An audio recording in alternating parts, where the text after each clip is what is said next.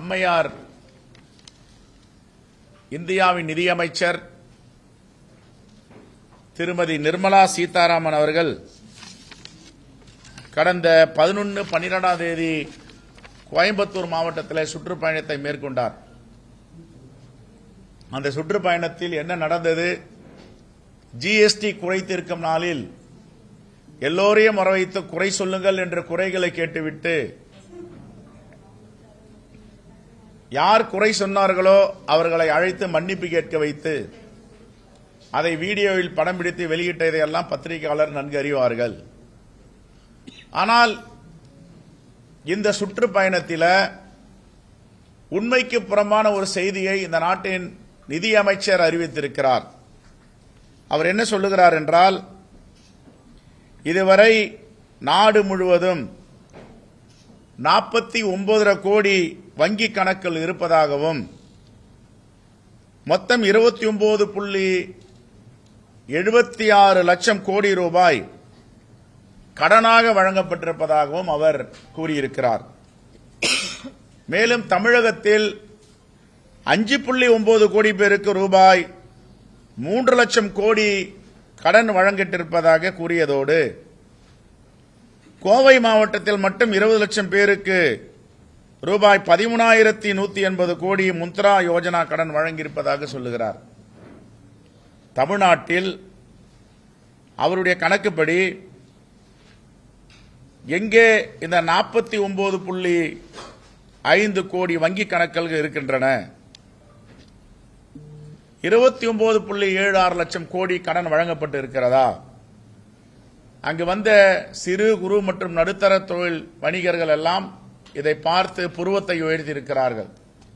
ஒரு நிதியமைச்சரை இப்படி உண்மைக்கு புறம்பான புள்ளி விவரங்களை நாட்டு மக்களுக்கு சொல்லலாமா? இதற்கு அவர் விளக்கம் அளிக்க வேண்டும். தமிழகத்தின் மக்கள் தொகை ஏறக்குறைய 8 கோடி பேர் 2011 கணக்கெடுப்பின்படி. ஆனால் 5.6 கோடி பேருக்கு 3 லட்சம் கோடி கடன் வழங்கப்பட்டிருப்பதாக கூறியிருக்கிறார். இது எந்த புள்ளி விவரம்? எதை எடுத்து இவர் சொல்லுகிறார்? நாங்களும் திருப்பி 2 நாட்களாக பார்த்துக் கொண்டிருக்கிறோம். அவர் சொன்ன புள்ளி விவரங்கள் எந்த ஸ்டாட்டிஸ்டிக்ஸ் டிபார்ட்மெண்ட்லயும் இது மாதிரி இல்லை. ஏதாவது வாய்க்கு வந்த மாதிரி தமிழ்நாட்டு மக்கள் கிட்ட ஏதாவது சொல்லிட்டு போயிட வேண்டியது. அப்ப தமிழ்நாட்டு மக்கள் தொகை 8 கோடி பேர் என்று வைத்துக் கொண்டால் அதில் 5.6 கோடி பேருக்கு கடன் வழங்குவதாக கூறியதும், கோவையில் 35 லட்சம் பேர் வசிக்கும் போது அதில் 20 லட்சம் முத்ரா கடன் வழங்கியதாகவும் கூறுவதை எப்படி ஏற்க முடியும்? 2011 மக்கள் தொகை கணக்கெடுப்பின்படி இந்தியாவில் உள்ள மொத்த குடும்பங்கள் எண்ணிக்கை 30 கோடி குடும்பங்கள். 2022 நிலவரப்படி 30 கோடி குடும்பம் 32 கோடி குடும்பமாக தமிழகத்தின் குடும்பங்களின் எண்ணிக்கை 19 கோடி. ஒரு குடும்பத்தில் 5 பேர் 6 பேர் இருப்பார்கள். ஆனால் 2011 மக்கள் தொகை கணக்கெடுப்பின்படி கோவையில் 41.13 லட்சம் பேர் தான் இருக்கிறார்கள். இதில் 20 லட்சம் பேருக்கு முத்ரா கடன் வழங்கியிருப்பதாக கூறுவது, அதேபோல நாடு முழுவதும் 31 கோடி குடும்பங்களுக்கு இருக்கின்ற நிலையில் 49.5 கோடி முத்ரா கடன் வழங்கியிருப்பதாக கூறியது ஜமக்காலத்தில் கட்டிய வெடிகட்டிய பொய்யாகும். இந்த உண்மைக்கு புறம்பான செய்திக்கு மாண்புமிகு அமைச்சர் நிர்மலா சீதாராமன் அவர்கள் தமிழ்நாட்டு மக்களிடம் உண்மையான புள்ளி விவரங்களை அளிக்க வேண்டும். இதை நீங்க அறிக்கையாவும் நாங்கள் கொடுத்திருக்கோம். Right, next.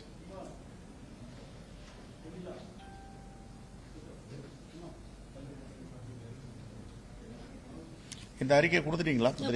இதையும் எதுவும் கொடுத்துருங்க. இந்த அறிக்கை ஒரு காப்பி எடுத்து ஒரு 20 காப்பி எடுத்து கொடுத்துருங்க. அந்த மாதிரி என்ன பேசுறாங்களா?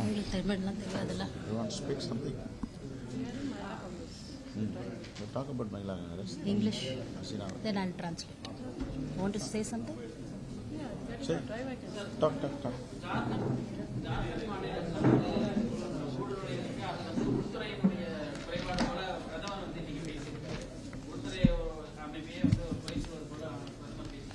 ஜார்க்கண்ட்ல ஊடுருவல்கள் ஜாஸ்தி இருக்கு, வன்முறைகள் அதிகம் இருக்குது. இதுக்கு உள்துறையினுடைய செயல்பாடு மிக மோசமா இருக்கிறது போல ஒரு கருத்து சொல்லியிருக்காரு. அந்த மாதிரி சொல்லியிருக்காங்க. மணிப்பூர்ல நடக்கும் பிரச்சனைகளுக்கெல்லாம் வெளிநாடு சக்திகள் அங்கு ஆக்கிரமித்திருக்கின்றன சொல்லுகிறார். இவர் ஆட்சிக்கு வந்து 10 ஆண்டுகளுக்கு மேல் ஆகிறது. 3ஆம் முறையும் ஆட்சி செய்து கொண்டிருக்கிறார், கூட்டணி ஆட்சி. எதற்காக வெளியுறவு தொடர்புகளையும் வெளியுறவு கொள்கைகளையும் வெளிநாட்டு சக்திகள் இந்திய நாட்டுக்குள் ஊடுருவதை தடுக்க முடியவில்லை? அப்படி தடுக்க முடியவில்லை என்றால் உள்துறையின் தோல்வி வெளியுறவுத்துறையின் தோல்வியாகத்தான் கருத வேண்டும். அவருடைய தோல்வியை அவரே ஒப்புக்கொள்ளுகிறார் என்பதுதான் இதற்கு அர்த்தம். அது ஜார்க்கண்டுக்கும் பொருந்தும். தமிழகத்தில் வரும் காலங்களில் கூட்டணி ஆட்சி தான் வேணும், ஆட்சியிலும் அதிகாரத்திலும் பங்கு இருக்கணும் கூட்டணி கட்சியில். அது அவருடைய கட்சியுடைய நிலைப்பாடு. எங்க கட்சியுடைய நிலைப்பாடு எதுவாக இருந்தாலும் பாலிசி மேட்டர்லாம் அகில இந்திய தலைமை தான் சொல்லுங்க. All India Congress committee will decide.